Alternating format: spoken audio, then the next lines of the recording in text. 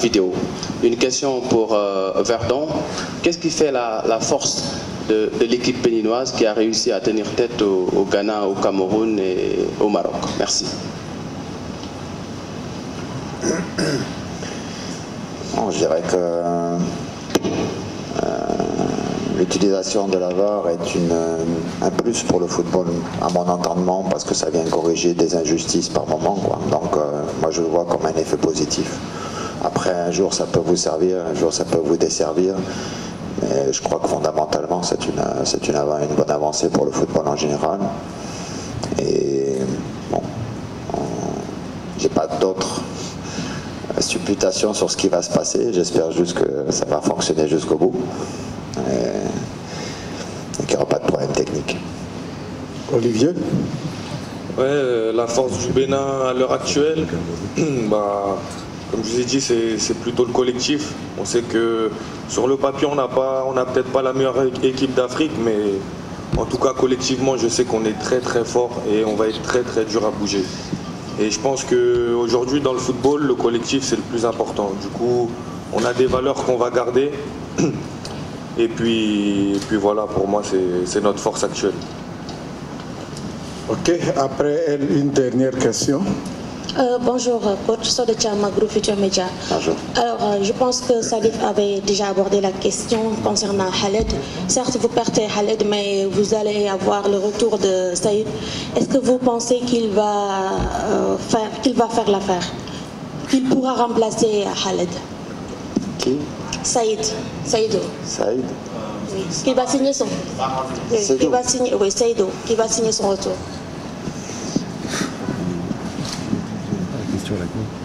Je ne sais pas. Encore.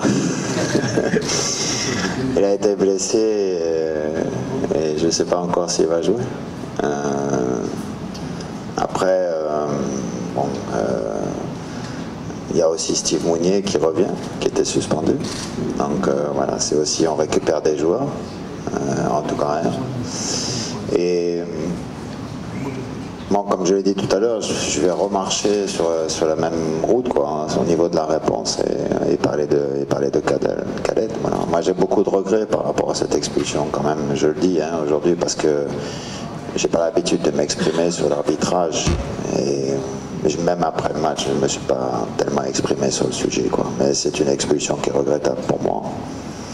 Je pense que il y a un gros manque de psychologie, quoi, de la part de l'arbitre sur ce match-là. Une dernière question? Ok, bien, merci. C'est la fin de notre conférence de presse avec la Guinée et avec le Bénin. Nous souhaitons une bonne chance à cette équipe béninoise. Merci.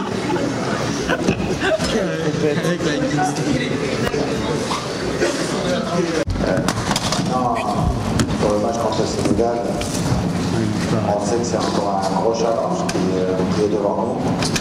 Les meilleures équipes du continent, favoris pour le titre. Donc, on sait ce qui nous attend, on sait le défi que l'on a à relever. Mais on a tout à gagner dans cette compétition et la pression est plus sur les épaules du Sénégal qui postulent au titre que sur nous qui sommes un peu dans une dynamique positive. On voudrait aller le plus loin possible. On n'était pas cité dans les favoris au départ de la compétition, donc on ne va pas rester, on ne va pas toucher aux moyens de devenir des favoris. On est dans notre posture, on est dans notre forme. Juste envie de faire un grand match. Olivier, première sortie historique du Bénin, des matchs de poule. Connaissez-vous cette équipe du Sénégal? Pensez-vous que vous êtes capable de continuer dans la compétition? Oui, tout d'abord, première sortie historique. C'est vrai que ce qu'on a fait, c'est quelque chose de grand. Après, on ne peut pas s'arrêter là. Je pense que personne ne nous attendait ici, malgré la surprise. Et on a montré à l'Afrique entière de quoi on était capable. Je pense qu'aujourd'hui, maintenant, on doit faire personne. Je connais cette équipe du Sénégal, oui, bien sûr. C'est qu'ils ont de très bons joueurs en face. Individuellement, ils ont de grosses qualités. Mais je pense que collectivement, on sera plus fort. Parce qu'on a démontré que voilà, individuellement, ça ne suffisait pas. Et ça va être un match compliqué face à un très grand joueur. J'ai confiance en mon équipe, j'ai confiance en mon groupe et je sais qu'on s'arrêtera pas demain. Merci. Question?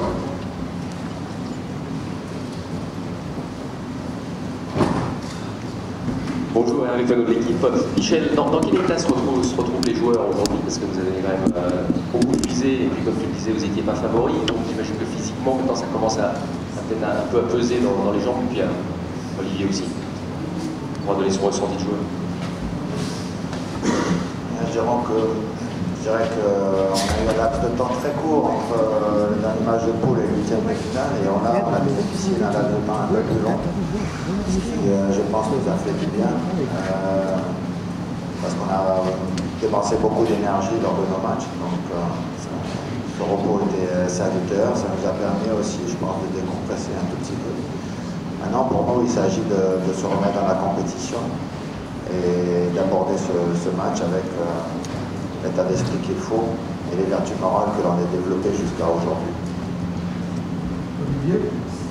Oui, après je pense que tout ça, plutôt ça va jouer au mental, parce qu'on a enchaîné beaucoup de matchs en peu de temps, et avec ce qui se passe pour nous, mentalement on doit être prêt. On sait qu'on ne doit pas lâcher, et je pense que malgré l'enchaînement des matchs et les jambes un peu lourdes, on l'oublie avec notre tête et avec ce qui se passe en gagnant des matchs comme ça, enfin en tout cas en ne perdant pas et après avoir obtenu cette qualification pour les cartes, tout ça, ça va jouer au mental.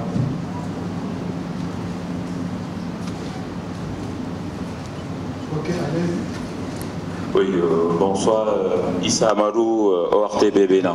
Coach du CIE, vous êtes dans une dynamique impressionnante depuis cette Coupe d'Afrique des Nations.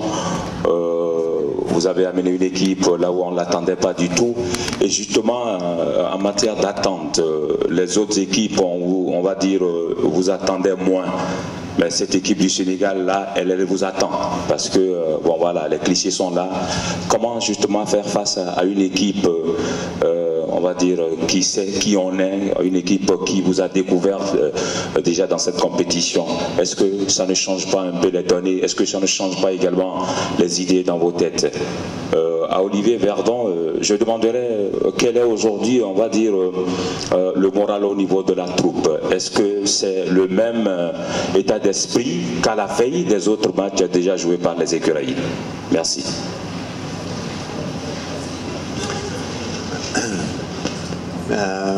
Évidemment, l'effet de surprise ne joue plus.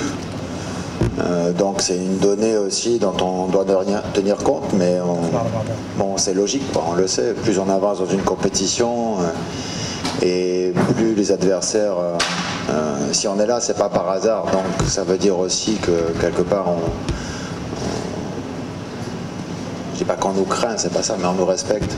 Et je pense que le Sénégal va prendre note en tout cas de ce qu'on a montré jusqu'à aujourd'hui. Et oui, forcément, ça devient toujours un petit peu plus compliqué. Mais il y a aussi une dynamique chez nous qui fait que, comme je l'ai dit tout à l'heure, on n'a pas de pression négative. Et aussi, on a un petit capital confiance qui, avec les résultats, s'accroît un peu. Donc ça, c'est une donnée importante aussi pour nous. Après, la confiance, on ne doit pas tomber dans la suffisance, mais j'ai suffisamment confiance en mes gars pour que, justement, ça ne soit pas le cas. Olivier? Oui, après, moralement, on doit être bien, parce que je pense, avec ce qui se passe pour nous, on ne peut que être bien. Si on aurait dit que le Bénin aujourd'hui sera en quart de finale de la CAN, je pense que pas grand monde y aurait cru. Du coup, pour nous, c'est que du positif. Mais comme il a dit le coach, on n'a pas envie de s'arrêter là. L'état d'esprit à la veille de ce match, il ne change pas. Tout le monde est très concentré. On a tous l'envie de bien faire et montrer qu'on est capable encore de réaliser de grandes choses. Comme je dis souvent, il faut avoir le cœur chaud et la tête froide. Et je pense que tout le monde dans ce groupe a le même état d'esprit. Fatima, c'est là de la 2STV. Coach, à quel genre de match vous vous attendez contre cette équipe sénégalaise? Tactique ou physique? Ma deuxième question, quelle lecture faites-vous de cette équipe sénégalaise? Les deux. On ne peut pas résumer un match, il y a tous les ingrédients, que ce soit tactique, athlétique, technique, tous les ingrédients sont réunis dedans, quoi. Donc difficile de distinguer l'un de l'autre. Après, quand on est sur des matchs à élimination directe, évidemment que on va dire que chaque détail compte. C'est important d'être concentré tout le temps. Bien sûr, c'est important d'avoir des jambes, d'être aussi agressif, d'être généreux dans l'effort, de faire des courses pour défendre, pour attaquer. Et puis c'est aussi important d'être bien organisé. Donc je dirais que c'est tous les éléments qui sont à prendre en compte. Cette équipe du Sénégal, voilà, elle était au dernier mondial. C'est une équipe qui postule pour le titre, je l'ai dit. Après, je ne vais pas décliner les forces et les faiblesses de cette équipe ici, quoi. Mais en tout cas, c'est une grande équipe avec un grand entraîneur. Et on a beaucoup de respect pour eux. Mais comme j'ai dit tout à l'heure, le respect, si on a du respect, on n'a pas de crainte non plus, parce qu'on est aussi déterminé à poursuivre l'aventure et aller plus loin et repousser à chaque fois un peu plus nos limites. C'est ça. Salif Diallo. Non. Coach, bonjour, Hospice Mentali au RTB Bénin. Vous, jusqu'à-là, vous n'avez perdu aucun match dans cette compétition. Le Sénégal a déjà perdu un match, d'ailleurs, contre l'Algérie, que vous avez battu il y a quelques mois. Est-ce que ce match contre l'Algérie du Sénégal vous inspire? Olivier Verdon, vous êtes un patron dans le vestiaire. On vous a vu prendre la parole avant le match contre l'Algérie à Cotonou. Est-ce que déjà vous avez votre discours dans la tête? Comment remobiliser la troupe? Merci. Moi, j'ai pour habitude de penser que chaque match a sa vérité. Donc, en faisant des calculs savants, en se disant que l'Algérie a battu le Sénégal, c'était un match de poule. Forcément, il n'y a pas la dimension d'élimination derrière, de sanction derrière. Donc, je ne sais pas comment le match a été abordé. C'était un très bon match, mais il y avait beaucoup de rythme, beaucoup d'intensité dans ce match. Mais il faut toujours comparer ce qui est comparable au même moment. Après, on vous a rappelé qu'on a battu l'Algérie à Cotonou, c'est loin, c'est derrière nous, quoi. Même si c'était un match fondateur pour nous, mais c'est derrière nous. Olivier? Oui, j'aime bien prendre le leadership dans mon équipe malgré mon jeune âge. Parce que je pense que maintenant dans le football, il n'y a pas d'âge pour pouvoir s'imposer. Mais ce discours, non, il n'était pas forcément préparé. Je pense que c'était plutôt sur le coup. J'avais envie de transmettre ça à mes coéquipiers. Mais je pense qu'à l'heure d'aujourd'hui, j'ai même plus besoin de parler parce qu'on est tous dans le même état d'esprit. Franchement, on a un groupe magnifique. Et je pense que tout le monde tire le meilleur de lui-même pour essayer de donner le maximum sur le terrain. Du coup, on verra demain, mais en tout cas, c'est pas préparé. Salif Diallo de l'agence de presse sénégalaise, je m'adresse au coach. Coach, félicitations d'abord pour votre parcours. Merci. Ensuite, je veux dire, quelle est un peu votre histoire d'amour avec le Bénin? Parce que vous avez fait la Guinée, vous avez fait la Côte d'Ivoire et puis vous êtes revenu au Bénin. Racontez-nous un peu cette histoire d'amour avec le Bénin. La seconde question, en quoi l'absence de Khaled Adenou peut être préjudiciable pour le Bénin? On a lu quelque part que la fédération du Bénin est allée jusqu'à écrire une réclamation là pour arrêter sa suspension. En quoi son absence peut être préjudiciable pour les écuries? Merci. Bien, déjà, je veux dire une chose, c'est que j'avais commencé un travail en 2008-2010 et je pense qu'on avait une équipe qui était aussi en progression. Et puis malheureusement, il en a été décidé autrement à la fin de la CAN, ce que je déplore, ce que je regrette, mais ce que aussi beaucoup de Béninois ont regretté. Et j'ai toujours eu un contact, de toute façon, comme j'ai aussi avec les équipes que j'ai entraînées. De temps en temps, ils sont venus voir si j'étais disponible, et j'étais avec la Guinée. Donc il y a toujours un lien qui s'est tissé. On ne peut pas passer quelque part sans tisser des liens avec les gens. Et puis surtout, la reconnaissance du public sportif béninois, quoi, des supporters. Donc voilà, il y a un moment donné, les choses se sont faites parce que le Bénin cherchait un entraîneur et moi j'étais disponible. Les choses se sont faites comme ça. C'est aussi des concours de circonstances et de moments.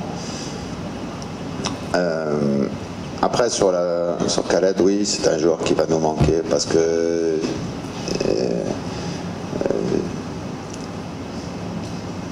d'abord il a fait une très très bonne CAN jusqu'à aujourd'hui et il a été très important dans le dispositif défensif. C'est un joueur qui a de l'expérience, qui sait aussi parler à ses partenaires de la défense. Donc oui, c'est un pion important qui va nous manquer, mais jusqu'à présent on a déjà eu à se passer de joueurs importants et on est avancé quand même, donc on va juste souhaiter que collectivement justement chacun élève encore un peu plus son niveau de jeu, au niveau de concentration et pour compenser cette absence. Bonjour coach, Ibrahim Mboup, RTS Sénégal. Pour la première fois en phase finale de CAN, la VAR sera utilisée demain. Est-ce que vous avez des...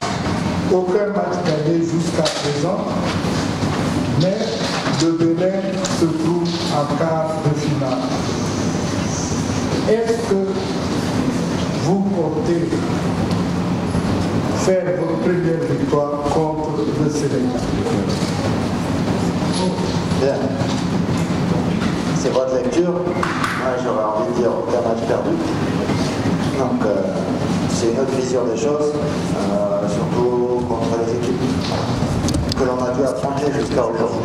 Et c'est ce que je retiens positif. Dans ce match contre le Maroc, on l'a gagné, même si c'est